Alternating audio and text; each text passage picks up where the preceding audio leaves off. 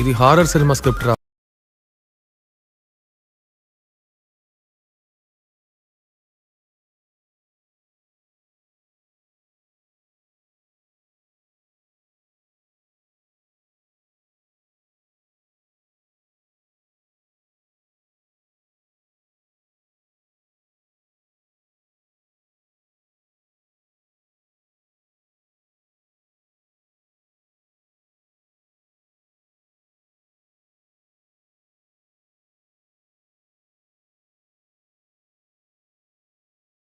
Hi hello everyone, welcome back to my YouTube channel. ಇವತ್ತಿನ ಈ ವಿಡಿಯೋದಲ್ಲಿ miss you ಮೂವಿಯ ರಿವ್ಯೂ ಮಾಡ್ತಾಯಿದ್ದೀನಿ. ಈ ಮೂವಿಯ ಸ್ಟೋರಿ ಏನು, ಬಜೆಟ್ ಏನು, ಕಲೆಕ್ಷನ್ ಏನು, ಯಾವ ಭಾಷೆಯಲ್ಲಿ ಬಿಡುಗಡೆಯಾಗಿದೆ, ಹಾಗೆಯೇ ಈ ಮೂವಿಯ ಫ್ಯಾಕ್ಟ್ಗಳನ್ನು ಈ ವಿಡಿಯೋದಲ್ಲಿ ತಿಳ್ಕೊಬರೋಣ. ಅದಕ್ಕೂ ಮುಂಚೆ ನಮ್ಮ ಚಾನಲ್ಗೆ ಸಬ್ಸ್ಕ್ರೈಬ್ ಆಗಿಲ್ಲ ಅಂದರೆ ಸಬ್ಸ್ಕ್ರೈಬ್ ಮಾಡಿಕೊಂಡು ಕೆಳಗಡೆ ಕಾಣ್ತಿರೋ ಬೆಲ್ಲೈಕನ್ನ ಕ್ಲಿಕ್ ಮಾಡಿಕೊಳ್ಳಿ. ಬನ್ನಿ ಗಾಯ್ಸ್, ಇವತ್ತಿನ ವಿಡಿಯೋವನ್ನು ಶುರು ಮಾಡೋಣ.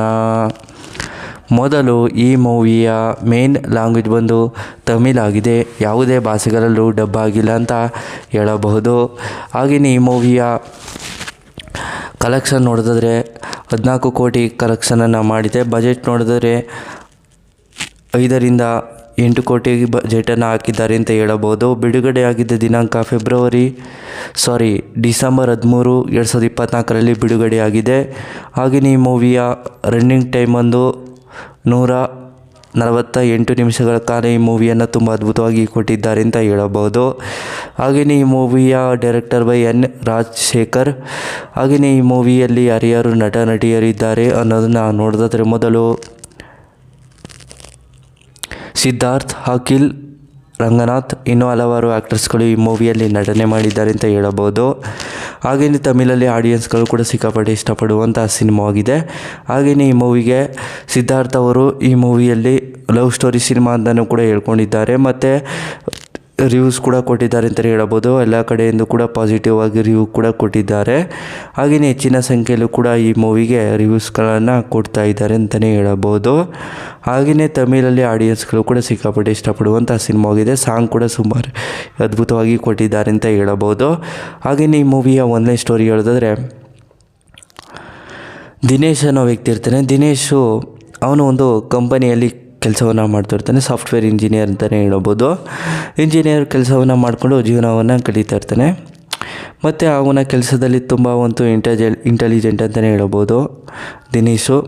ಮತ್ತು ದಿನೇಶ್ಗೆ ಅವರ ಒಂದು ಕೆಲಸದಲ್ಲಿ ಸುಮಾರು ಒಂದು ಫೋಕಸ್ ಇರುತ್ತೆ ಅಂತಲೇ ಹೇಳ್ಬೋದು. ದಿನೇಶು ಮಾಡ್ತಿರುವಂಥ ಕಂಪನಿಯಲ್ಲಿ ಸುಮಾರು ಹುಡುಗಿರು ದಿನೇಶನ್ನು ಪ್ರೀತಿಸ್ತಾ ಇರ್ತಾರೆ, ಪ್ರಪೋಸ್ ಕೂಡ ಮಾಡ್ತಾ ಇರ್ತಾರೆ. ಆದರೆ ದಿನೇಶ್ ಮಾತ್ರ ಯಾವುದಕ್ಕೂ ಕೂಡ ಉತ್ತರ ಕೊಡೋದಿಲ್ಲ ಮತ್ತು ರಿಪ್ಲೈನೂ ಕೂಡ ಮಾಡೋದಿಲ್ಲ. ಯಾಕೆಂದರೆ ಅವನಿಗೆ ಹುಡುಗಿರ ಮೇಲೆ ಅಷ್ಟೊಂದು ಇಂಟ್ರೆಸ್ಟ್ ಇರೋದಿಲ್ಲ. ಮತ್ತು ಅವನಿಗೆ ಕೆಲಸ ಆಯಿತು ಅವನಾಯಿತು ಆ ರೀತಿ ಎತ್ಕೊಂಡು ಹೋಗ್ತಾ ಇರ್ತಾನೆ.